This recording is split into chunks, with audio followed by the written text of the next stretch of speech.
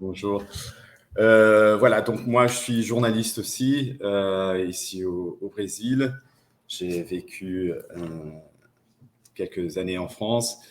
Et voilà, et aujourd'hui, je voudrais vous entendre un petit peu sur l'ouvrage, bien sûr, Les Amnésiques.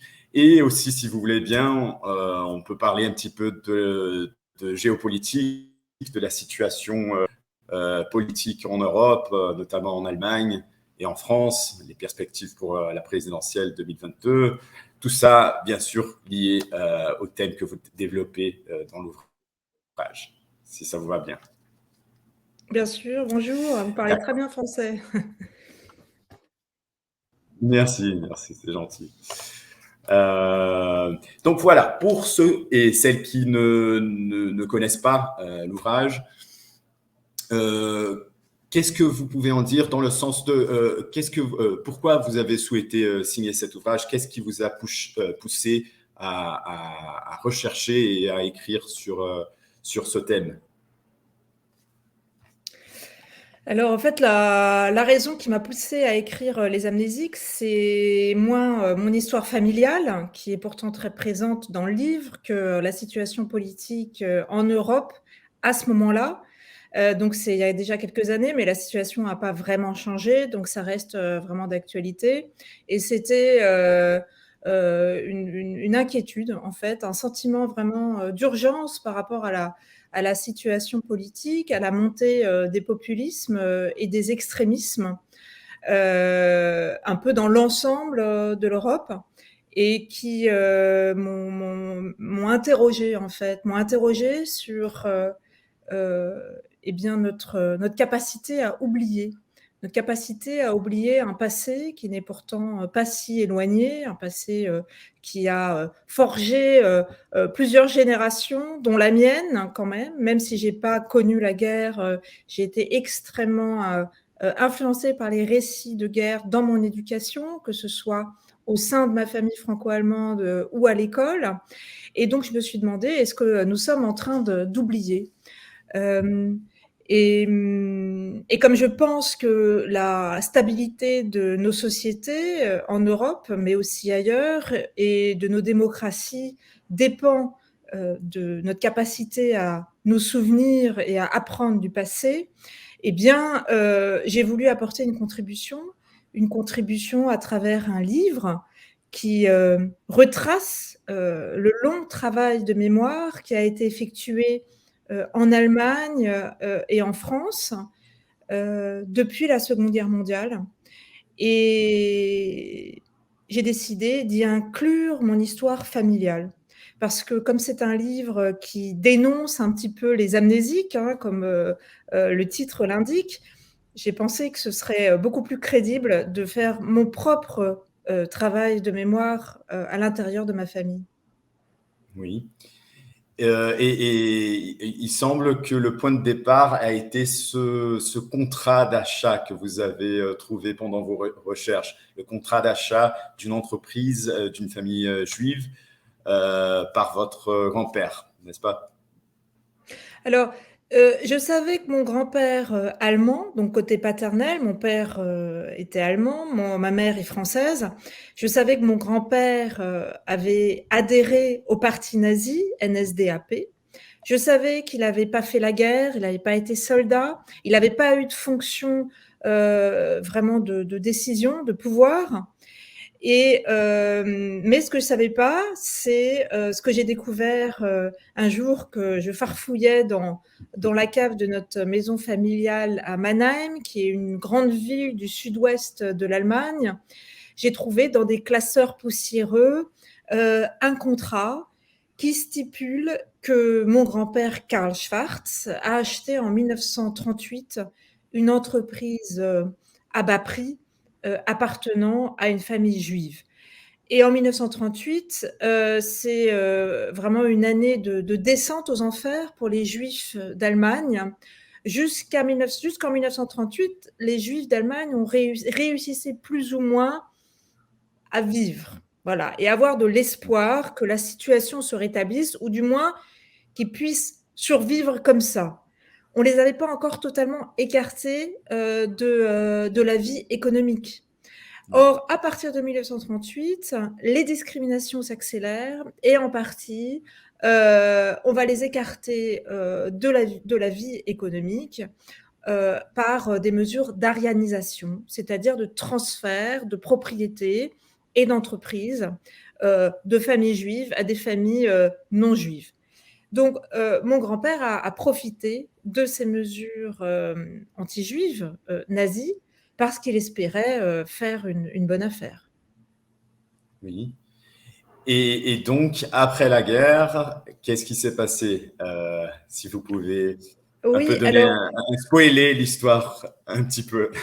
oui, alors bien sûr, bon, la découverte du contrat était déjà un peu un choc pour moi parce que j'en avais jamais entendu parler. Je pense pas que c'était un tabou dans ma famille parce que mon père est vraiment celui qui m'a instruit en matière d'éducation historique. Mais souvent, on oublie de poser des questions aux témoins en fait qu'on a près de nous, qui sont nos parents, notre famille.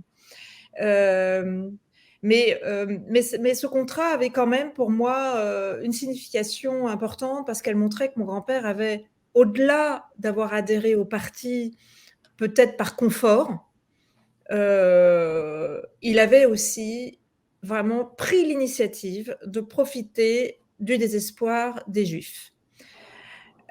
Et donc j'ai continué à chercher dans cette cave et j'ai trouvé des lettres, un échange de lettres datant de l'après-guerre, de 1948 à 1952 environ, où en fait mon grand-père, visiblement, a échangé avec Julius Lehmann, qui est un des seuls survivants de cette famille juive dont il avait acquis l'entreprise à bas prix. Donc ce Julius Lehmann a réussi à s'échapper du camp de concentration où il était en France. Il a fui à Chicago et après la guerre, il réclame à mon grand-père des réparations en vertu d'une loi qui existait dans la zone américaine. Après la guerre, l'Allemagne a été divisée en 4 zones et Mannheim se situait dans la zone américaine. Et les Américains étaient extrêmement rigoureux dans le respect des mesures de réparation, c'est-à-dire de rendre aux Juifs ce qu'on leur avait pris. Alors bien sûr, ça n'a jamais été totalement le cas, ne serait-ce que parce que beaucoup de Juifs ne sont jamais revenus. Mais Julius Lehmann, à Chicago, a dû entendre parler de ces mesures de réparation et il a réclamé de l'argent à mon grand-père avec le soutien d'avocats. Et mon grand-père a gardé aussi ses propres lettres. Il a gardé les lettres qu'il a envoyées à Julius Lehmann et à ses avocats, des copies carbone. Il écrivait à la machine à écrire, Ouais. il a gardé ses copies carbone, ce qui m'a permis vraiment de voir dans quel état d'esprit mon grand-père était à ce moment-là. Et ces lettres, je les publie aussi dans le livre, bien sûr. Elles sont vraiment consternantes parce que mon grand-père est dans le déni. Alors, il est dans le déni d'avoir finalement été complice d'un régime criminel. Parce que pour mon grand-père, il était certes au parti, mais il n'avait jamais fait de mal à personne, il n'avait jamais tué personne, il n'avait pas jamais eu de position importante dans le régime nazi. Donc pour lui, eh bien, il était une victime. Voilà, il était une victime d'une évolution politique et d'un régime politique. Et ça transparaît vraiment dans ses lettres. Et il refuse de payer, puis peu à peu, il va accepter de payer une certaine somme, mais voyant que Julius Lehmann et ses avocats tenaient bon, ne cédaient pas, eh bien, mon grand-père va changer de ton et peu à peu, comme ça, il va devenir la victime du juif Julius Lehmann. Donc, de bourreau, il devient la victime. Et c'est des lettres, c'est des documents vraiment très importants pour comprendre l'état d'esprit de la société allemande dans les années 50, dans l'après-guerre, qui était une société qui se voyait comme victime. Donc ça paraît incroyable, hein, vu le chemin qui a été parcouru depuis, et qui se lamentait, était dans l'auto-apitoiement au lieu d'avoir de l'empathie pour les vraies victimes du national-socialisme. Il n'y avait pas seulement les juifs, hein, il y avait aussi les communistes, etc. Et qui en fait s'était résolu à tirer un trait sur ce passé sans avoir à reconnaître leur propre responsabilité. Oui, très bien. Et donc, vous dites aussi, vous racontez que du côté maternel, aussi, il y avait toute une autre histoire aussi. Votre grand-père était gendarme de Vichy. Donc, qu'est-ce que vous avez découvert dans ce sens-là et qu'est-ce que vous avez puisé de ce côté Alors, maternel de vos recherches? alors, je savais vraiment, alors vraiment très peu de choses sur mon grand-père français, pour la bonne raison que ma mère en parlait peu, mais là encore, c'est pas du tout par tabou, c'est parce qu'elle-même n'avait pas posé de questions à l'époque. Alors que mon père, on en parlera peut-être plus tard, a non seulement posé des questions, mais a confronté son propre père à partir de la fin des années 50. Et qu'il appartient à cette génération qui va permettre à l'Allemagne de sortir de l'amnésie. Et mon grand-père français, eh bien, je savais qu'il avait été gendarme sous Vichy. Donc, alors Vichy, bon, la France en 1940 est vaincue par l'Allemagne. Elle est divisée en deux. Le nord est occupé par l'armée allemande, par la Wehrmacht, mais le sud est déclaré zone libre. Alors, en réalité, évidemment, la France libre n'était pas totalement libre, hein, elle devait toujours en référer aux Allemands, mais elle avait quand même pas mal de marge de manœuvre sous le gouvernement du maréchal Pétain, qui était un gouvernement autoritaire. Hein. On n'est plus en République, il n'y a plus de démocratie, c'est un gouvernement autoritaire à tendance idéologique fasciste. Et donc, mon grand-père français était gendarme avant Vichy et il est resté gendarme. Donc, il reste gendarme. Et je me suis intéressée de savoir ce qu'il avait fait pendant la guerre. Ma mère savait qu'il avait été en poste dans un petit village en Bourgogne qui se situait juste sur la ligne de démarcation entre donc cette zone nord occupée par les Allemands et cette zone sud dite France libre. Et donc je me suis rendue là-bas. Et en fait, eh bien, qu'est-ce que faisait mon grand-père sur cette ligne de démarcation? Il surveillait la frontière. Il surveillait la frontière entre le nord et le sud, et il était chargé d'arrêter les passeurs clandestins. Donc ceux qui passaient illégalement, qui traversaient illégalement cette frontière. Or, qu'étaient-ils ces clandestins? Eh bien, la plupart du temps, des juifs et des membres de la résistance. Or, s'ils les arrêtaient, c'était pour les renvoyer de l'autre côté. Et ce qui les attendait de l'autre côté, eh bien, c'était en général la mort pour les résistants, la déportation, puis la mort pour les juifs.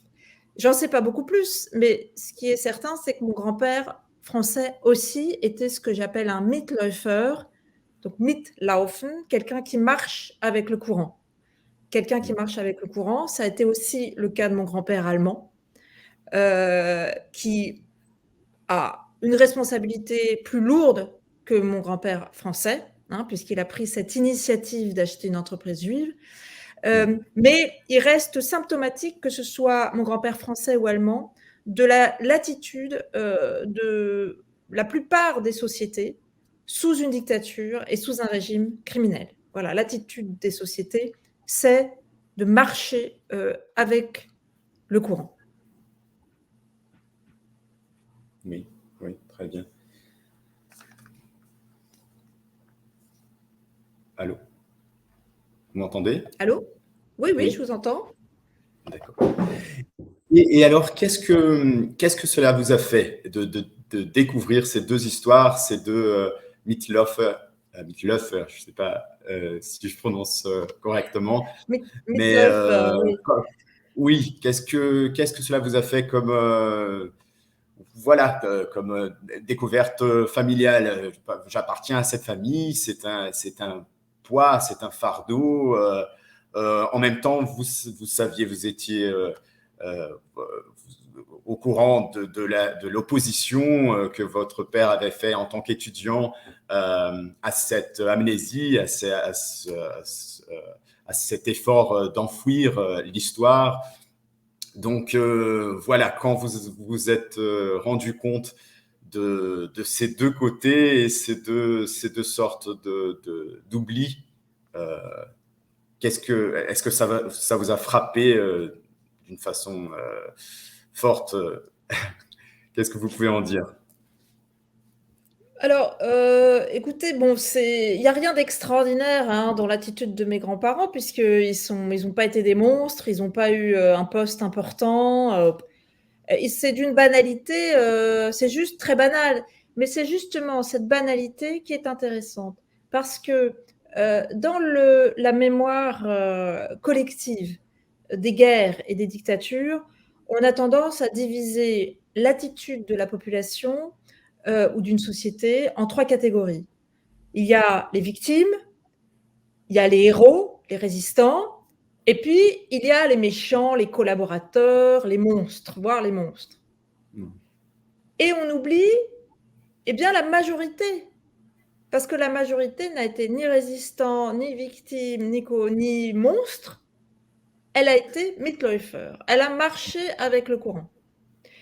Et une des raisons pour lesquelles ce sont des oubliés de l'histoire, c'est parce que la fiction, c'est, à part en Allemagne, mais partout ailleurs, la fiction s'est peu intéressée à eux, mais parce que c'est pas des destins spectaculaires.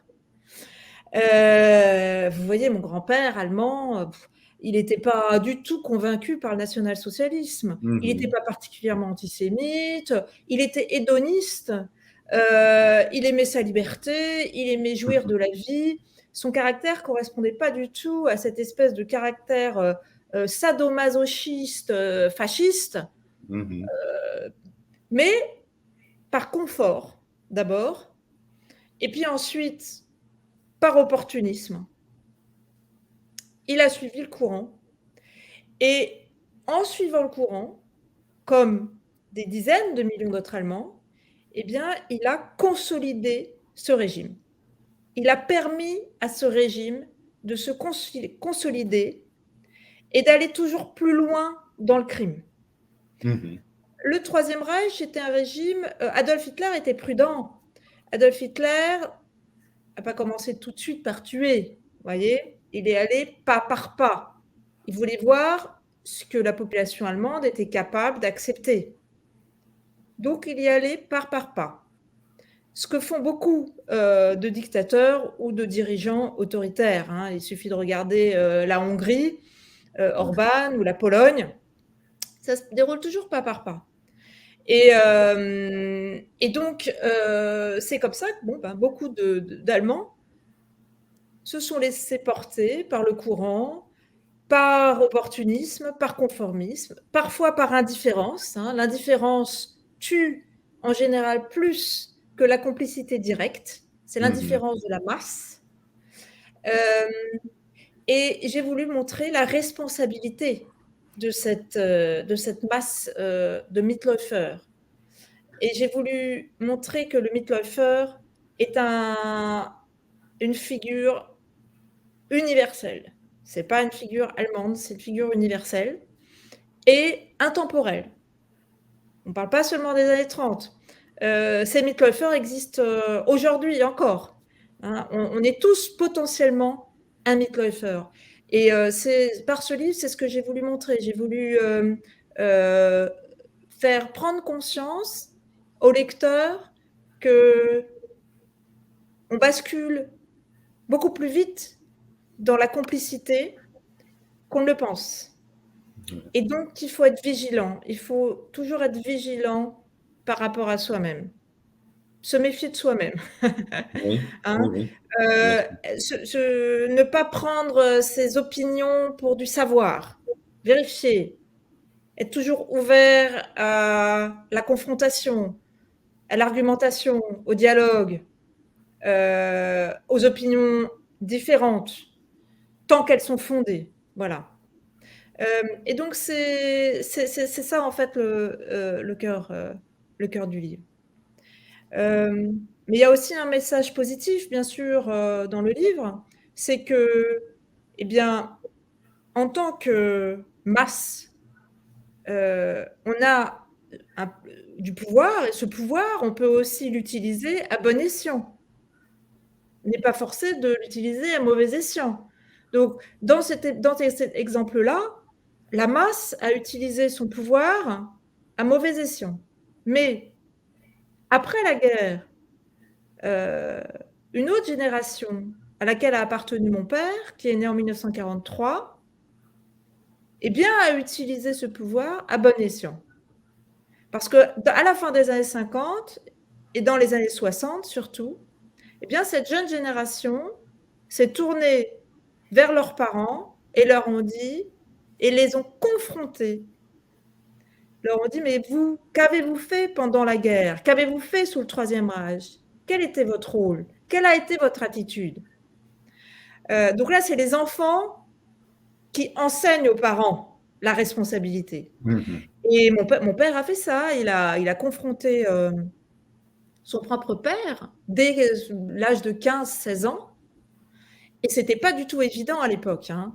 Il y avait aussi la société s'était totalement fermée sur toute réflexion concernant le passé nazi. On avait tiré un trait. Le Ouais. passé appartient au passé, on regarde vers l'avenir. C'était une époque où on croyait que pour construire un avenir, il faut oublier le passé. Bon, aujourd'hui, on sait que ça ne marche pas, que le passé vous Mhm. rattrape toujours. Ouais. Et donc, c'était quelque chose de nouveau aussi pour cette génération, de refuser l'oubli. Une génération très courageuse, parce qu'il faut quand même confronter ses parents. C'est difficile. La rupture intergénérationnelle, c'est très douloureux.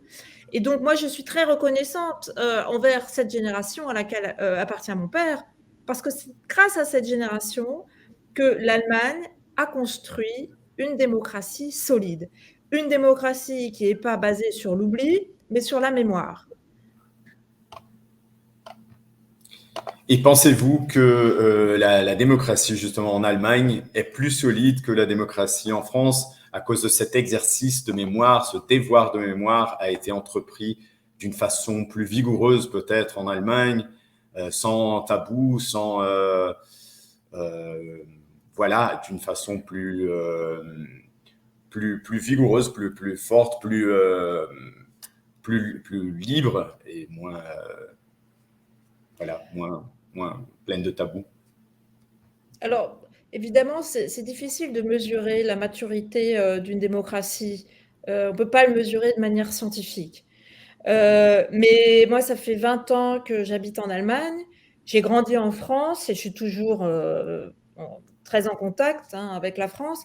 Et, euh, et oui, et forcé de constater que j'ai plus confiance dans la solidité de la démocratie allemande que dans celle que dans la démocratie française. Mais si vous voulez, c'est le cas de beaucoup de pays. Enfin, malheureusement, dans beaucoup de pays, la démocratie me semble fragile et beaucoup plus fragile qu'en France.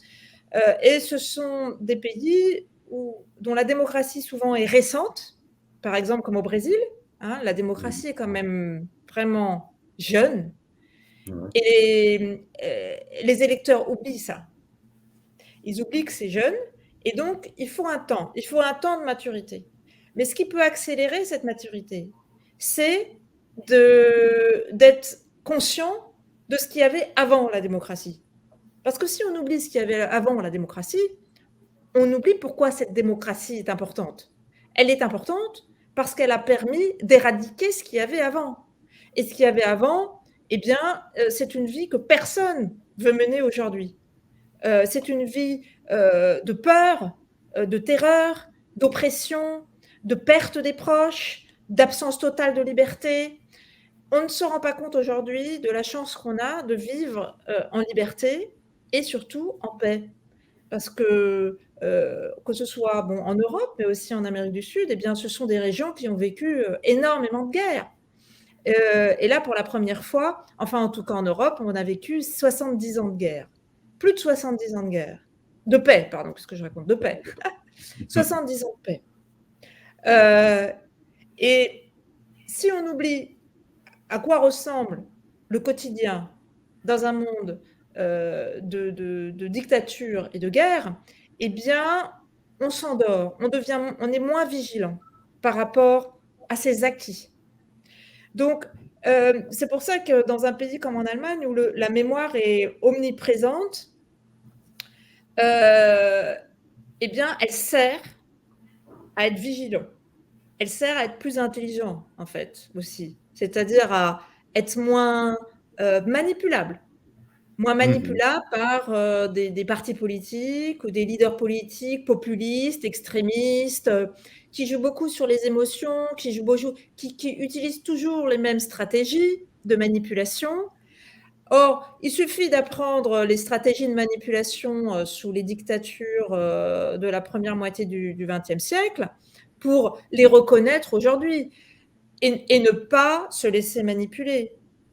Donc, ça permet de vivre de manière plus consciente.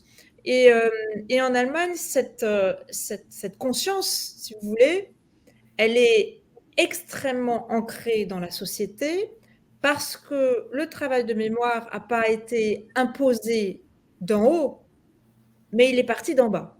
Ça a été une demande justement de cette génération d'après-guerre qui, à partir des années 60, a réclamé que ce travail de mémoire soit fait. Cette génération a compris que ce pays ne guérirait jamais de ses blessures si il n'affronte pas ses blessures. De toute façon, personne ne guérit de blessures en les oubliant. Voilà, ça c'est un mythe, ça ne marche pas. Donc, et cette génération qui a compris ça a réclamé que la lumière soit faite sur le passé. Et donc, c'est la pyramide inversée, si vous voulez, peu à peu, eh bien, l'ensemble de la société s'est mise à se remettre en question. Donc, ça a été une remise en question vraiment généralisée. Alors, après 20 ans d'amnésie, après 20 ans d'impunité scandaleuse, vraiment scandaleuse, avec beaucoup de criminels de guerre qui se sont retrouvés après la guerre à des positions d'autorité. Mais, donc c'était tard, mais il y a eu ce grand mouvement parce que au centre de cette réflexion, eh bien, il y avait la figure du Mitläufer. Il y avait la figure de quelqu'un comme mon grand-père, c'est-à-dire quelqu'un qui pense avoir absolument joué aucun rôle dans le Troisième Reich et qui, en fait, à son échelle minimum, a joué un rôle très important. Et donc, c'est parce que le Mitläufer est au cœur de la réflexion sur le passé dans le travail de mémoire allemand que ce travail a permis d'ancrer un sens des responsabilités démocratiques chez les individus. Vous voyez donc, ce travail sur le Mitläufer, il a été fait dans très peu de pays. En France, il y a un travail de mémoire qui a été fait, qui est très important. Il n'y a pas d'omerta sur le passé de Vichy en France aujourd'hui. On a mis les cartes sur table, ça a pris beaucoup de temps, mais ce qui manque, c'est une réflexion sur l'attitude de la population. Donc il y a la honte d'avoir collaboré, la honte que les élites françaises aient collaboré avec l'ennemi nazi. Cette honte, elle existe, elle est encore très présente. En revanche, il n'y a pas eu cette réflexion sur justement la population la masse silencieuse ou indifférente qui a quand même laissé faire, voire profité de la situation. Et Ouais. du coup, ça c'est ma thèse, hein, je pense que la France a peut-être manqué une occasion d'ancrer encore davantage le sens des responsabilités démocratiques au sein de la population. Oui, oui. Et en même temps, en France, on a vu, et je ne sais pas si on peut dire que c'est toujours d'actualité, mais un mythe de la résistance comme une posture ou un engagement collectif, comment on peut dire, de vraiment toute la population ou d'une grosse, très très grosse partie de la population. Et cela n'était pas vrai. Enfin, on a vu que la résistance n'était pas une, un engagement ou un phénomène si populaire et si vigoureux qu'on le croyait pendant l'immédiat après-guerre peut-être. Oui, alors, après la guerre, de toutes les manières, aucun pays n'a reconnu ses responsabilités. Donc bon, l'Allemagne, faut pas oublier, a bien sûr de loin la plus lourde responsabilité. Les crimes nazis sont d'une atrocité incomparable, mais malheureusement, les autres pays ont aussi commis beaucoup, beaucoup de crimes. Et c'est juste comparé aux crimes nazis, si vous voulez, que ces crimes semblent moindres, mais de manière absolue, quelqu'un comme la France collaboratrice ou l'Italie, n'en parlons pas, ont commis des crimes abominables. Et après la guerre, je pense que pour la société d'alors, de toute façon, on n'avait pas l'habitude de commémorer ses propres crimes. C'est quelque chose de nouveau qui va naître avec le travail de mémoire allemand. C'est l'Allemagne qui a inventé, si vous voulez, l'idée qu'on puisse apprendre de ses propres erreurs, qu'on puisse apprendre des erreurs du passé. Ça, c'était une idée totalement nouvelle, parce que jamais par le passé, on reconnaissait ses erreurs. On commémorait le passé, soit pour glorifier la nation, Ouais. ce qu'on voit dans nombre d'œuvres d'art, hein, les grandes fresques historiques dans tous les palais en Europe, commémorent la gloire d'un roi ou d'une armée, vous voyez, mais certainement pas les erreurs. Et ou bien on commémorait le passé pour attiser le revanchisme, comme en France, après la défaite face à la Prusse de 1871, on a attisé le revanchisme, ou comme après 14-18. Il y avait énormément de monuments aux morts. Je crois des milliers de monuments aux morts ont été construits en France après la guerre de 14-18 pour attiser quand même l'empathie envers les victimes et indirectement le revanchisme. Alors que, donc dans les années 50, dans l'ensemble de l'Europe, eh bien, on fait comme d'habitude, c'est-à-dire qu'on ne parle pas de ces erreurs et de ces crimes passés. En revanche, on cherche à mettre en avant les aspects positifs. Donc en France, on va mettre en avant le fait qu'il y avait une résistance. Il y avait une résistance qui était quand même puissante, qui était active, et qui a permis à la France, à la fin de la guerre, d'être considérée comme, d'être acceptée comme faisant partie du groupe des vainqueurs. C'est grâce à la résistance. Mais je ne sais pas si beaucoup, finalement, dans la population, croyaient vraiment à ce mythe, parce que la plupart avaient quand même vécu la guerre et l'occupation, et ils avaient bien vu que dans leur village ou dans leur ville, eh bien, rares étaient ceux qui avaient le courage de résister. Mais il faudra 20 ans, 25 ans avant qu'un livre d'un historien américain, Robert Paxton, soit publié, La France de Vichy. Et dans ce livre, Robert Paxton casse le mythe résistentialiste en révélant qu'en fait, oui, juste quelques pourcents, vraiment quelques pourcents, 2, 3, 4% de la population française adulte faisait partie de la résistance armée. Et que quand même, il estime à peu près 10% la part de la population qui soutenait la résistance, qui était pour la résistance, sans pour autant passer à la résistance armée. Mais ce sont évidemment des chiffres qui sont bien en deçà de ce que pensaient les Français.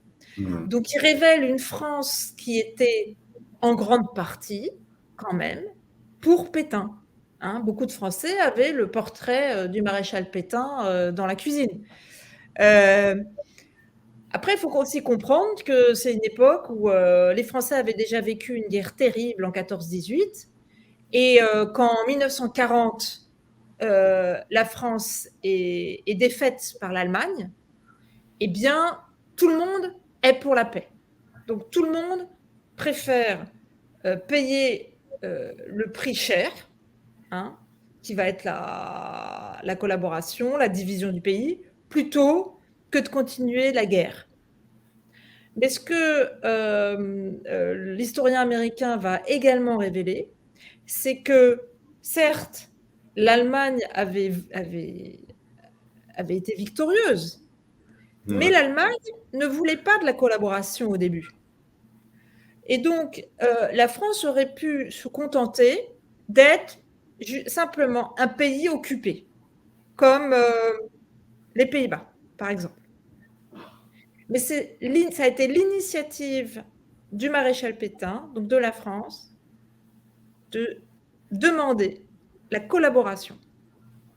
Et donc, en collaborant, ça veut dire que Vichy a mis à disposition du Troisième Reich toute son infrastructure, ses chemins de fer, ses gendarmes, sa police, ses prisons.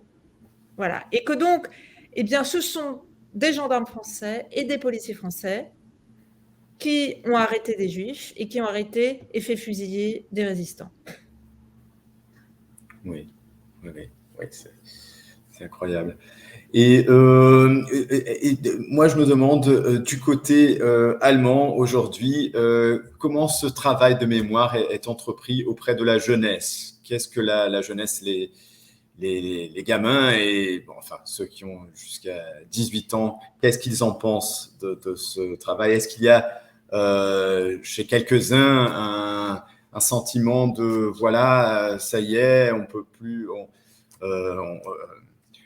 j'en ai marre un petit peu de ce sujet de l'Allemagne comme bourreau ou comme grand culpable de l'horreur qui s'est produite pendant la Seconde Guerre. Quel est ce travail et quelle est la réaction de la jeunesse par rapport à ces discours ou ce récit historique? Alors, le travail de mémoire dans les années 60 a été initié par une génération qui avait honte de ce qu'avaient fait leurs parents. Et cette honte, elle a été finalement assez bénéfique pour le pays, puisque elle a permis de construire une société qui fonctionne quand même bien, vous voyez, grâce à ce sens des responsabilités, grâce à ce sens du collectif aussi, grâce à quand on va voter pour quelqu'un, je dirais que peut-être en Allemagne, plus qu'ailleurs, l'électeur réfléchit avant. Il réfléchit avant parce qu'il se dit, si tout le monde, si je vote de manière irresponsable et que tout le monde fait pareil, hein, eh bien, j'aurai un irresponsable au pouvoir. Alors que dans beaucoup d'autres pays, on vote un irresponsable en se disant de toutes les manières, ça ne comptera pas. Voilà. Donc, c'est de réaliser qu'on est certes une partie infime, mais que multiplié par des millions, eh bien, ça peut mener à des catastrophes. Adolf Hitler, le parti d'Adolf Hitler a été élu. Adolf Hitler est arrivé au pouvoir par la voie des urnes. Donc, vous voyez, ça quand même, vous savez, ça a traumatisé les Allemands, mais en même temps, ça leur a fait prendre conscience que les institutions ne suffisent pas à nous protéger. Dans une démocratie, les institutions ne suffisent pas à nous protéger contre la dictature, car on peut élire quelqu'un de dangereux et d'irresponsable, voire pire, un criminel, à travers la démocratie. Donc l'Allemagne a déjà vécu ça, vous voyez. Donc cette génération-là, de mon père, a transmis aussi cette conscience aux enfants. Moi, je fais partie de cette deuxième génération. Et la troisième génération, en revanche, elle ne peut plus vivre dans ce sentiment de honte. Ce passé est trop éloigné. Oui. C'est trop éloigné. On ne peut pas leur demander ça parce que si on leur demande de se souvenir juste par honte, eh bien, on va les effrayer. Ouais. On va les décourager. Donc, moi, ce que je prône toujours, c'est une culture de la responsabilité. C'est-à-dire que la mémoire ne doit pas transmettre une culture de la honte, mais une culture de la responsabilité. Et ça, je pense que, vous savez, personne n'a envie d'être le pion d'un régime ou de dirigeants politiques qui jouent avec le destin des peuples comme s'ils jouaient aux échecs. Personne n'a envie. Mais si on ne veut pas ça, bien, il y a un prix. Et le prix, eh bien, c'est d'agir de manière responsable. Donc, c'est comme ça, si vous voulez, que cette mémoire peut être transmise. Elle peut être transmise comme une arme, en montrant que ce n'est pas un poids, que l'histoire, au contraire, l'histoire est un poids quand on ne la connaît pas. Une espèce de poids inconscient. Ouais. En revanche, à partir du moment où on connaît l'histoire et qu'on a démystifié l'histoire, eh bien, ça devient une arme. Alors, bon, qui a envie de se passer d'une telle arme ? Donc, c'est l'approche qui me semble intéressante aujourd'hui pour sensibiliser les jeunes, pour leur donner les moyens de contrôler leur présent et leur futur. Parce que s'ils ne contrôlent pas le passé, s'ils ne connaissent pas le passé, ils ne contrôleront pas le présent. Parce que c'est ceux qui contrôlent le passé qui contrôlent le présent. Vous voyez ? Donc, parce que celui qui ignore son passé, eh bien, il peut naïvement accepter n'importe quelle relecture du passé, n'importe quel révisionnisme. Or, cette relecture du passé, c'est aussi réécrire l'identité d'un peuple. Donc, ça veut dire accepter que dans ce vide du passé, eh bien, que quelqu'un réécrive finalement d'où nous venons, quelle est notre identité, quelle est notre culture, quelles sont nos traditions. Voilà. Et ça, c'est les arguments qui ont le plus d'impact sur les jeunes générations aujourd'hui. Néanmoins, ce n'est pas forcément une approche qui est généralisée dans toutes les écoles. Moi, ça, c'est une approche que je défends. Je pense que beaucoup de musées et d'institutions essayent de prendre cette approche, de vraiment relier le passé et le présent, vous voyez ? De montrer que le passé, que l'histoire n'est pas le passé, que l'histoire, c'est le présent. Mais il y a beaucoup de jeunes qui justement ont peut-être pas encore saisi l'importance et donc ont tendance à se désintéresser de ce passé. Voilà, à se désintéresser de ce passé. Et de toutes les manières, c'est ce qu'un parti politique comme l'AfD, le parti d'extrême droite allemand, Ouais. joue exactement sur cette lassitude, essaye d'exploiter la lassitude dans une partie de la population allemande, la lassitude du passé, en réclamant une révision du devoir du travail de mémoire, en réclamant le droit d'être fier des soldats allemands de la guerre, par exemple. Vous voyez ? Donc, il faut savoir être très attentif à ces glissements et avoir quelque chose, avoir un argument contre.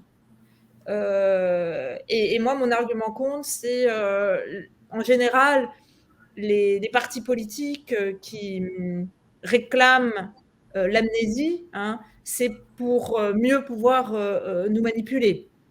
Donc, il faut se méfier de tous ceux qui veulent tirer un trait sur le passé. Il faut avoir un réflexe comme ça, se méfier de tous ceux qui veulent tirer un trait sur le passé. Et puis, malgré une certaine lassitude dans la société allemande, je pense que, si vous voulez, c'est tellement rentré dans l'ADN que je pense qu'une des raisons pour lesquelles le parti d'extrême droite en Allemagne n'a pas bien progressé, hein, il est à 10%, il a baissé alors qu'on pensait qu'il allait vraiment progresser. Eh bien, je pense que c'est cette vigilance, vraiment, cette vigilance qui est dans l'ADN des citoyens allemands. Pensez-vous que la France est moins attentive à ces glissements et moins vigilante? Car là, on voit la présidentielle qui s'annonce avec deux candidats d'extrême droite, Éric Zemmour et Marine Le Pen, ce qui serait inconcevable du côté allemand pour une dispute à la chancellerie. Pensez que la France donc est plus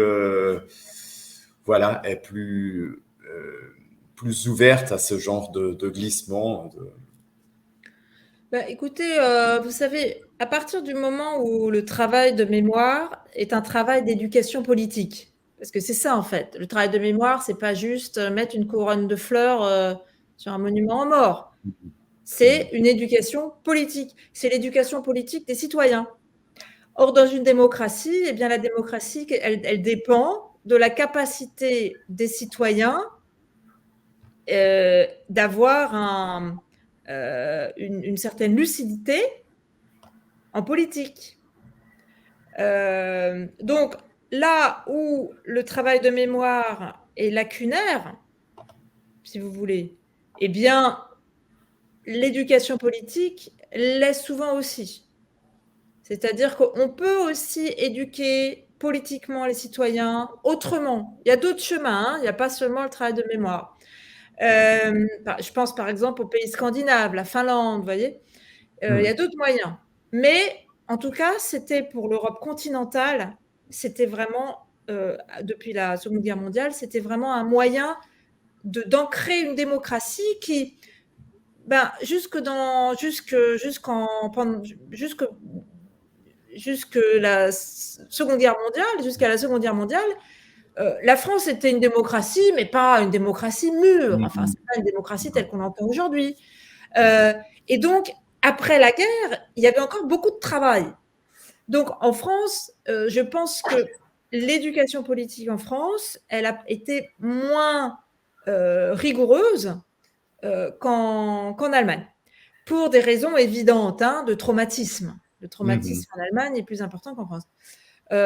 Et ça m'étonne, malheureusement, ça ne m'étonne pas trop que, que des candidats qui vraiment menacent de toute évidence, la stabilité du pays, la stabilité de la société et la démocratie, eh bien, soit aussi populaire.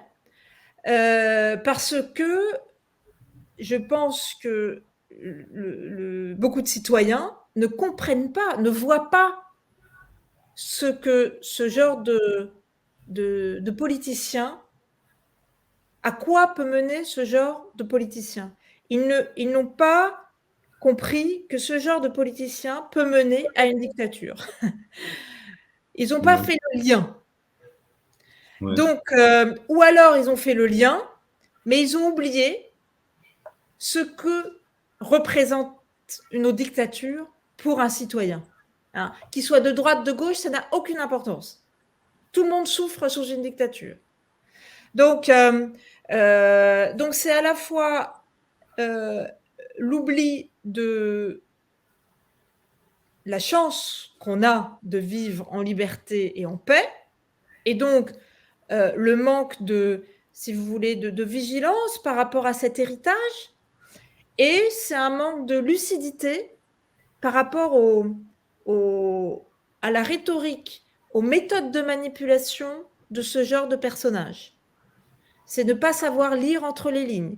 Vous savez, en Allemagne, quand vous commencez à diviser la société, à stigmatiser des groupes ethniques, des groupes religieux, vous savez, la plupart des citoyens se disent « Ouh là là, on connaît, on reconnaît ». Et même si parfois certains sont peut-être d'accord, ils savent que c'est dangereux. Donc, ils ne vont pas élire ce candidat. Parce qu'ils savent que ça termine toujours mal. Donc, ils reconnaissent des signes comme ça, des signes qui les alarment. Et donc, ils sont plus capables, si vous voulez, de décrypter les méthodes de manipulation en Allemagne, je dirais, qu'en France et dans d'autres pays. Et puis, il y a ce sens des responsabilités, c'est-à-dire de faire attention de ne pas confondre opinion et savoir. La démocratie, elle dépend de la capacité des citoyens d'être justes. D'être justes au moment où ils vont élire un électeur, et puis d'être juste après dans leur jugement, ils vont élire un candidat, et d'être juste ensuite dans le jugement de l'élu. Mais pour ça, il faut être capable de se forger une opinion fondée sur des informations et des connaissances. Et ça, c'est un phénomène malheureusement qui est répandu aujourd'hui dans beaucoup de pays, et aussi qui existe aussi en Allemagne. C'est la difficulté pour beaucoup de citoyens de s'informer, de savoir comment s'informer, parce qu'ils s'informent sur Facebook, ils ne regardent pas les sources. Et donc, une manière d'éduquer politiquement les citoyens, ça serait vraiment de leur enseigner à lire les informations, à détecter les informations orientées, manipulatrices, idéologiques. Et ça, je pense que c'est un entraînement qui pourrait permettre de consolider les démocraties dans beaucoup de pays, parce que c'est à partir de ces informations que les citoyens peuvent se former une opinion. Voilà. Et beaucoup, malheureusement, pensent qu'une opinion, eh bien, est toujours valide. Eh bien non. Ben non, une opinion n'est pas valide si elle n'est pas fondée. C'est pas de l'opinion, c'est de la spéculation, c'est voilà. Donc ça, c'est quelque chose, je crois qu'on a peut-être pas assez enseigné dans les écoles, partout dans le monde, dans toutes les démocraties. On n'a pas compris que pour avoir une démocratie solide, il faut que les citoyens aient une éducation politique. Et il faut commencer à l'école. Très bien, très bien. Et j'ai juste de toutes petites dernières questions. sur. Alors, je voulais Oui, juste répéter que oui, quand je parle de candidats populistes et extrémistes, je ne parle pas seulement de l'extrême droite, je parle aussi de l'extrême gauche, de, oui, de manière générale. En Allemagne aussi, vous savez, les deux partis extrémistes, je crois à deux aux dernières élections fédérales, hein, donc les élections les plus importantes en Allemagne, en ouais, septembre, ouais, je crois qu'ils ont obtenu quelque chose comme 16% des voix. C'est très peu. En ouais, France, si on cumule extrême droite et extrême gauche, je crois qu'on est à près de 50%. C'est important pour ouais, ouais, tous les voilà, parce que en Allemagne aussi, il y a aussi une grande vigilance par rapport à l'extrême gauche, parce que l'Allemagne a quand même connu la dictature communiste. Vous voyez, donc c'est ouais, le double travail de mémoire en Allemagne qui a permis aussi de forger cette démocratie. oui, oui, oui, tout à fait. Oui, j'allais vous demander sur les Mitläufer d'aujourd'hui, est-ce qu'on peut parler de l'existence de Mitläufer dans l'Allemagne de nos jours, dans le sens surtout de la montée de l'extrême droite, même si, comme vous venez de dire, le phénomène ou la montée spectaculaire qui s'annonçait lors des avant-dernières élections fédérales ne s'est pas confirmée cette année. Mais est-ce qu'il y a aussi peut-être un petit peu plus en Allemagne de l'Est où la AfD est quand même plus forte. Est-ce qu'il y a aussi aujourd'hui une opposition qui ne s'annonce pas publiquement, euh, qui se sent, mais voilà, on laisse faire, comme vous dites dans votre ouvrage. On laisse faire, on se laisse aller avec le courant, on marche avec le courant. Est-ce que vous voyez ça en Allemagne, surtout en ce qui concerne la montée de l'AfD et peut-être un petit peu plus en Allemagne de l'Est quand même? Alors, le concept de Mitläufer, c'est quand un régime est en place, quand même. D'accord. Et D'accord. donc, c'est graduel. Vous voyez, en France, par exemple, c'est quand on se rend compte que de plus en plus, au milieu, pas aux extrêmes de la société, mais au milieu de la société, on s'autorise de plus en plus de petites phrases, et du coup, ça devient la norme. Et à partir du Mm. moment où ça devient une norme, et là, on voit les Mitläufer arriver. Voilà. Ouais. Qui se conforment à cette norme, qui se conforment à cette norme et qui oublient les valeurs qu'ils défendaient il y a encore 5 ans. Je connais des Français qui ont très vite ont changé dans les 5 dernières années, ont complètement oublié la personne qu'ils avaient été, les valeurs qu'ils avaient soutenues, etc. C'est pour moi, c'est ça le Mitläufer. Quand, en revanche, la norme, par exemple en Allemagne aujourd'hui, la norme, c'est quand même d'être vraiment pour la démocratie. Donc, être pour l'AfD aujourd'hui, quand on est pour l'AfD, on n'est pas Mitläufer, on est vraiment dans l'opposition et on se considère comme rebelle. D'accord. Donc, voilà, comme les anti-vaccins, vous voyez, Ouais. qui se voient comme rebelles. C'est ça le phénomène psychologique. Et, mais dans leur propre groupe, si vous voulez, eh bien, comme ils s'entourent en général de personnes qui pensent la même chose, eh bien, dans leur propre bulle, ça devient la norme. Et c'est cet enfermement dans la bulle, c'est l'enfermement dans une bulle où on n'est pas du tout ouvert à la contradiction.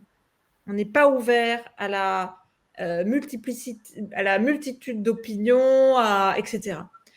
Et surtout pas même face à des preuves. C'est-à-dire que les preuves ne suffisent plus Mm. parce qu'on s'est tellement enfermé dans cette conviction qu'on est la victime d'un complot, hein, d'un complot mondial, que on y croit tellement qu'on est dans une situation de paranoïa, et cette paranoïa, elle peut se traduire en acte de violence. C'est ce qu'on a vu à la Maison Blanche, enfin au Capitole. Voilà, c'est un processus qui a été déjà décrit par Theodor Adorno, un philosophe allemand, après la Seconde Guerre mondiale, en décrivant comment la société allemande a peu à peu glissé dans la complicité des crimes contre les Juifs. La théorie du complot contre les Juifs à l'époque s'est répandue à un tel point que les personnes, beaucoup de citoyens, étaient convaincus de la réalité de ce complot et étaient prêts à passer à l'acte, à la violence. Et on a la même chose aujourd'hui, enfin la même chose. On a en tout cas un mécanisme socio-psychologique très similaire en Allemagne de l'Est, pas contre les Juifs, mais contre les étrangers, contre les réfugiés, contre les immigrés. Et je pense qu'une explication, c'est que c'est quand même encore une jeune démocratie, malgré tout. Hein. Ça fait 30 ans, mais ça reste une jeune démocratie par rapport à l'Allemagne de l'Ouest de toutes les manières. Et la deuxième chose, c'est que après la Seconde Guerre mondiale, alors que l'Allemagne de l'Ouest a commencé peu à peu à faire son travail de mémoire, et que dans ce travail de mémoire, les citoyens à l'Ouest se sont identifiés aux bourreaux, ils se sont identifiés aux bourreaux dans ce travail, c'est très important. Ils ont pris la perspective du bourreau. Oui. À l'Est, ils ont aussi fait un travail de mémoire très important, quotidien. À l'école, au travail, tous les jours, on commémorait les héros antifascistes. Mais en s'identifiant aux héros et aux victimes communistes. Donc, à l'Est, on a vécu dans le mythe que les Allemands de l'Est avaient été des communistes ayant combattu les nazis auprès des Soviétiques pendant la guerre. Ce qui est complètement faux, parce qu'il n'y avait pas de mur, donc ils étaient autant Mittelhofer à l'Est qu'à l'Ouest. Mais donc, les dirigeants de la RDA, qui eux-mêmes avaient combattu le national-socialisme, avaient en partie été emprisonnés dans les camps de concentration, ont projeté leur propre expérience sur la société. Mais la société, elle n'avait pas été communiste. Donc, il a fallu inculquer de force l'antifascisme à la société. Et voilà, et pendant donc, des décennies, cette société-là n'a donc pas pris cette perspective du bourreau et donc n'a pas eu cette éducation de responsabilité. Et aujourd'hui, beaucoup d'électeurs de l'AfD qui sont en Allemagne de l'Est s'identifient toujours aux victimes. Donc, c'est difficile, vous voyez, quand on a été toujours dans l'histoire, on a toujours appris que le peuple est la victime, eh bien c'est difficile de tout d'un coup devoir prendre la responsabilité, d'accepter qu'on a une responsabilité dans le cours de l'histoire. Voilà. Et ça correspond, je pense, à l'attitude de plusieurs citoyens de l'Est, de manière générale. C'est pas seulement l'Allemagne de l'Est, c'est la Pologne, la Hongrie, enfin là, alors pas tous évidemment, mais quand même une partie de la population qui se retrouve dans ce rôle éternel de victime. Et puis bien sûr, il ne faut quand même pas oublier que ce sont des pays qui ont vécu sous une dictature. Donc sous une dictature, de toutes les manières, on n'a pas grand-chose à dire. Sous une dictature, on n'a absolument aucune marge de manœuvre, aucun contrôle sur sa vie, son destin et ses choix. Et donc ça a été quand même très difficile pour ces pays-là, après la chute du mur, de s'habituer à un régime politique, donc le nôtre, démocratique, capitaliste, qui exige du citoyen qui fasse des choix, qui Mm. soit responsable, qui se fasse une opinion. Vous voyez? C'est tout, c'est un apprentissage qui est long, mais je pense qu'il va finir par apporter ses fruits, en particulier auprès des jeunes générations. Très bien, très bien. Voilà.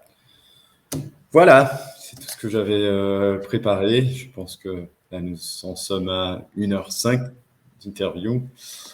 Voilà, je vous remercie beaucoup de votre temps, de vos réflexions, tout ce que vous avez apporté Alors bien sûr, vous pouvez, libre à à vous cet échange. de tirer des parallèles avec le Brésil. Oui, non, non, non, mais avec ce que vous avez dit, les Oui. parallèles sont très, très clairs, sont très, très dessinés. Là, on voit, on peut se voir dans ce que vous dites à plusieurs reprises. Là, c'est vraiment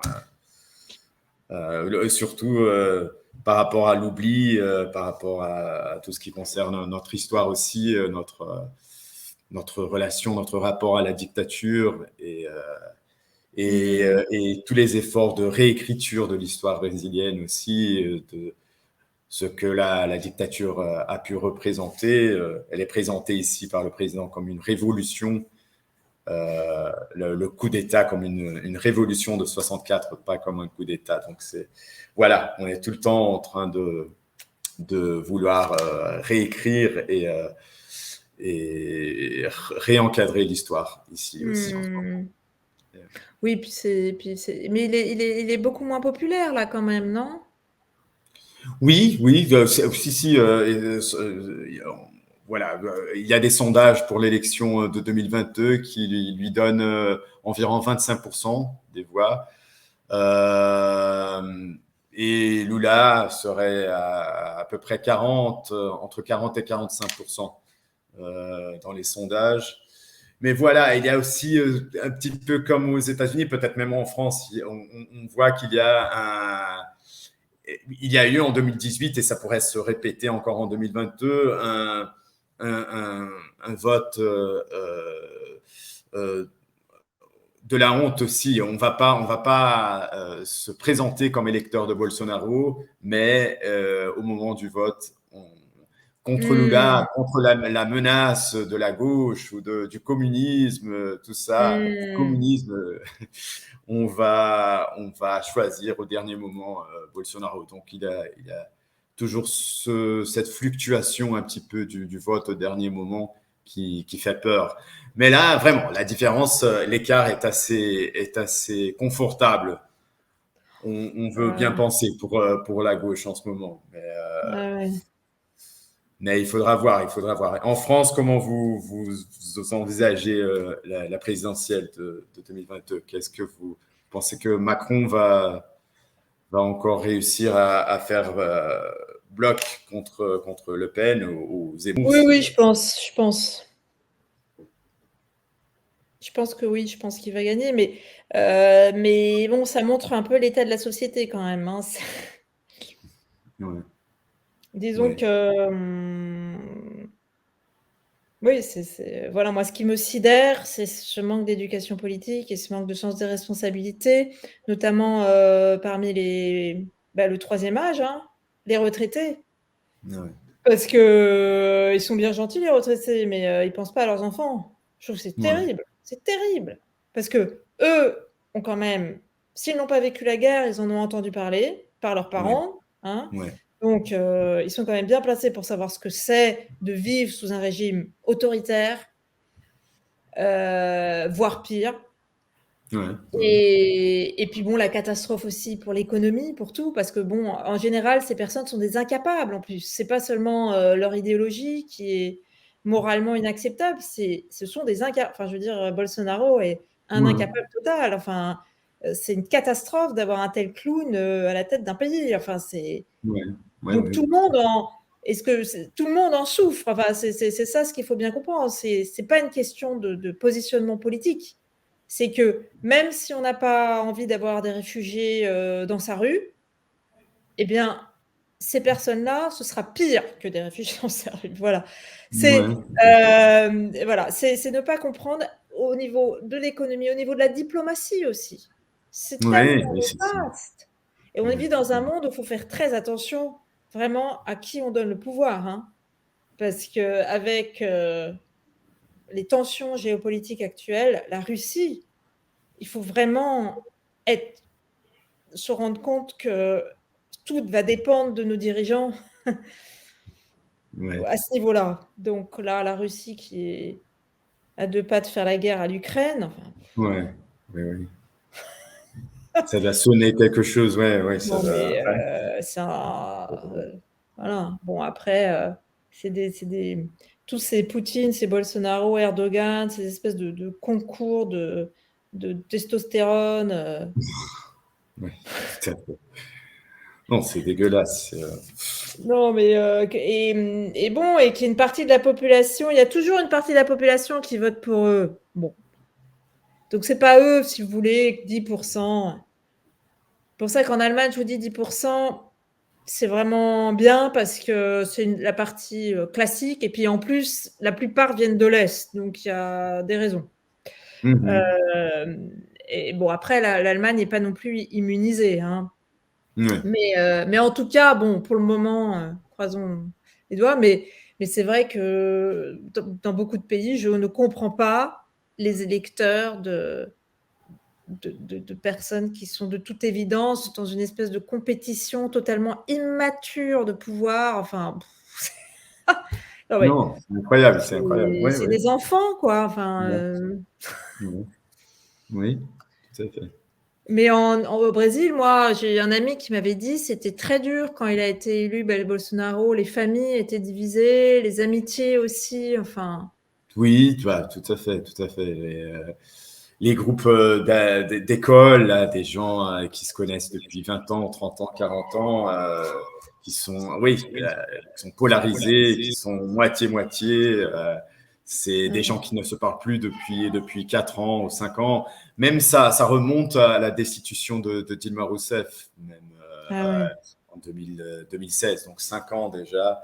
Euh, voilà, et je sais pas qu'est-ce qui va se passer l'année prochaine parce que c'est une tension qui n'a pas Hmm. cessé de monter depuis l'élection et l'investiture de Bolsonaro. Donc euh, voilà, j'ai très peur pour la campagne, pour tout ce qui va se produire dans la rue l'année prochaine. Et Ah on ouais. verra. C'est quand les élections exactement? C'est en octobre 2022. Ah d'accord. C'est toujours en octobre ici. Oui, bon, ben, et l'armée, il a l'armée avec lui? Une partie, semble-t-il, pas les dirigeants de l'armée, mais Hmm. les catégories plus, comment on dit ça, plus Hmm. basses, voilà, le bas de la pyramide serait avec Bolsonaro, et voilà, il et aussi comment dire ça, les groupes de police des États sont beaucoup avec Bolsonaro, les Hmm. corporations de police de chaque Hmm. État, les sapeurs-pompiers, tout ça, tous ceux qui ont le, ce pouvoir un peu plus violent sont Ouais. avec lui, et parce que aussi il a offert des conditions de travail, il a donné des augmentations de salaire, il a changé un peu la carrière des polices pour bénéficier ces gens-là. Donc Hmm. voilà, mais voilà, les sondages lui donnent environ 20%. Donc, si ça se confirme, si ça se maintient dans les 12 prochains mois, ça devrait suffire pour le Ouais, ça bloquer. serait écoutez, hein, vous êtes pas les seuls à espérer parce que nous, on s'inquiète beaucoup aussi pour l'Amazonie. Oui, oui, oui, oui. En Parce que plus, lui, il y a sur tous les plans, c'est une catastrophe. c'est catastrophique, oui, sur le plan économique, Tout. environnemental, sociétal. Covid, oui. Covid, voilà, ouais, ouais, bien sûr, Covid, c'est la catastrophe totale. Donc, voilà, Bon, bah, écoutez, C'est 4 années perdues plus là qu'un pour le an. Brésil. Espérons plus qu'un an. Oui, oui, oui, c'est ça. Bah, Bon. écoutez, encore merci beaucoup encore une fois. Merci à vous. Une très bonne continuation et bonne fête, Merci. voilà, puisqu'on en est presque Bah oui, c'est vrai, Noël, oui. le fait, ça avance tellement vite que je et vous êtes dans quelle ville? À São Paulo. Ah! Ouais, ouais. À São Paulo. Ah bah, formidable. Bah, écoutez, à bientôt, bon À courage, bientôt. merci, Merci, au merci revoir, vous aussi. Au au revoir. revoir.